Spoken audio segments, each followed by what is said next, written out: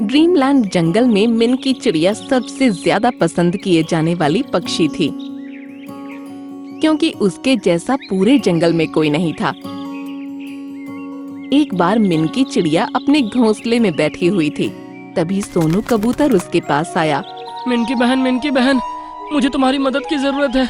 मेरा बच्चा चिंकू, जिसे उड़ना भी नहीं आता, वो खेल खेल में एक गड्ढे के अंदर गिर गया है। वो गड्ढा है तो बहुत ही गहरा, लेकिन उसका मुंह इतना छोटा है कि मैं भी अंदर नहीं घुस सकता। लेकिन मुझे लगता है कि तुम उसके अंदर घुस सकती हो और चिंकू को बाहर निकाल कर ला सकती हो। हाँ, तो फिर देर किस बात की है, चलो मैं अभी चलती हूँ। मिनकी चिड़िया सोनू कबूतर के साथ चल दी और एक जगह पहुंची। एक जमीन में एक छोटा सा छेद दिख रहा था, उसके पास ही कई पक्षी भी बैठे हुए थे। अरे मिनकी चिड़िया, तुम आ गई। देखो, यही वो छेद है जिसके अंदर सोनू कबूतर का बच्चा फंसा है। ये दिखने में तो बहुत ही छोटा है, लेकिन एक बच्चे की जान बचाने के लिए मुझे ये रिस्क लेना ही पड़ेगा। ये कहकर मिनकी चिड़िया तेजी से बिना ज्यादा सोचे उस छेद के अंदर चली गई।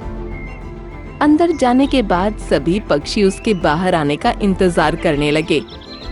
मिंकू चिड़िया, तुम ठीक तो हो? तुमको चिंकू मिला कि नहीं? इस सवाल पर अंदर से कोई जवाब नहीं आया। तभी सभी पक्षी छेद के थोड़ा और करीब आए। तभी मिनकी चिड़िया उस छेद से बाहर आई और सभी को नजर आया कि चिंकू उसके पैर में लटका हुआ है। अरे वाह, मिनकी चिड़िया ने फिर से अपनी जान खतरे में डालकर मेरे बच्चे की जान बचाई।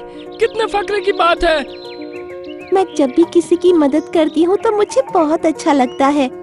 इसी तरह मिनकी चिड़िया हमेशा जंगल वासियों की मदद करती थी। लेकिन एक दिन अचानक से मिनकी चिड़िया की तबीयत बिगड़ी। ये मुझे क्या हो रहा है? उसकी चीख पुकार सुनकर आसपास के कुछ पक्षी और जानवर उसके पास जमा हो गए। अरे मिनकी चिड़िया, क्या हुआ तुमको? मेरे पेट में बहुत दर्द हो रहा है, बहुत ज्यादा।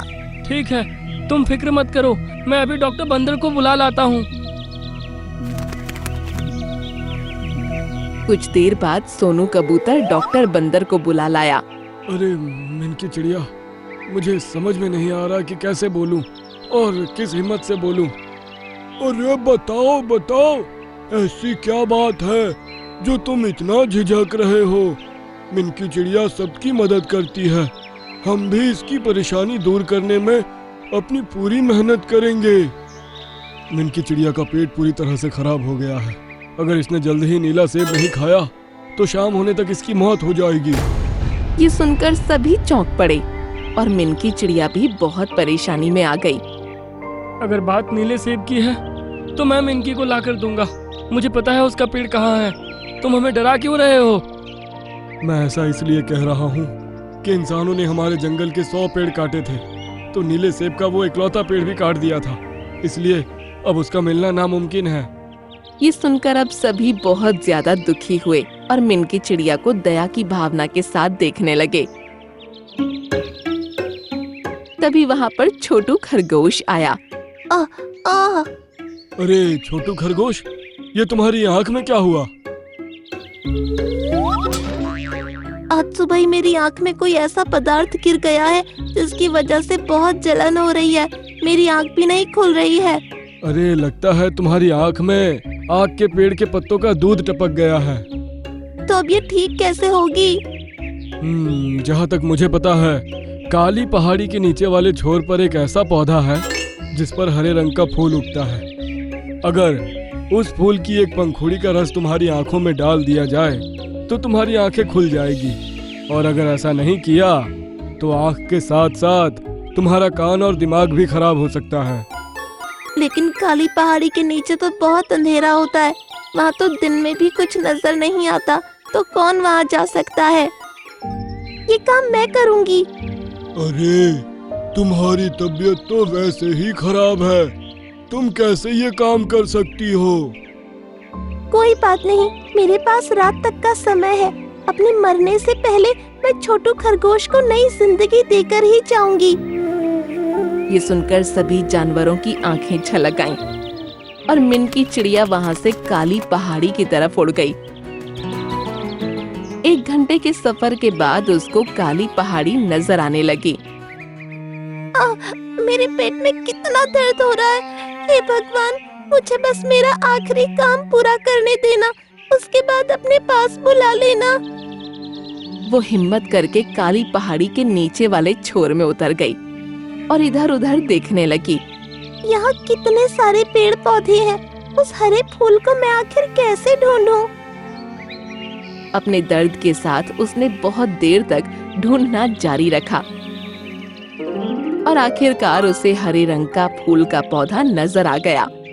उसने एक फूल तोड़ा, लेकिन जैसे ही उसको लेकर उसने उड़ना चाहा तो उसकी तकलीफ बढ़ने लगी। हे भगवान, मुझे हिम्मत दो, मुझसे अब मेरा दर्द बर्दाश्त नहीं हो रहा। मैं इस फूल को कैसे उठाऊं? बस थोड़ी देर के लिए मेरा दर्द बंद कर दो। वो जमीन पर बैठी हुई लंबी लंबी सांसें ले रही थी। उसकी आंखें बंद हुई जा रही थीं। तभी उसकी नजर सामने एक पेड़ पर पड़ी, जिस पर नीला सेब उगा था। अरे नीला सेब, ये तो वही नीला सेब है जिसे खाने के लिए बंदर डॉक्टर ने मुझे बताया था। अब उसने हिम्मत की और उड़कर पेड़ पर बैठी। उसने नीले सेब में 2-3 बार मुंह मारकर उसे अच्छे से चबाकर खाया। उसके खाते ही उसका दर्द उड़न-छू हो गया। अरे वाह, मैं तो एकदम ठीक हो गई। भगवान तेरा शुक्र है। अब उसने फूल को उठाया और फुर्ती के साथ आसमान में उड़ गई।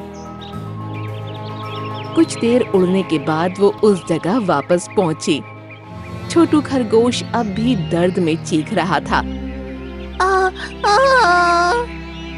अरे मिनकी चिड़िया ने अपना वादा फिर से निभाया, वो आ गई। डॉक्टर बंदर ने मिनकी चिड़िया से वो हरा फूल ले लिया और फिर उसको छोटू खरगोश की आंख में निचोड़ दिया।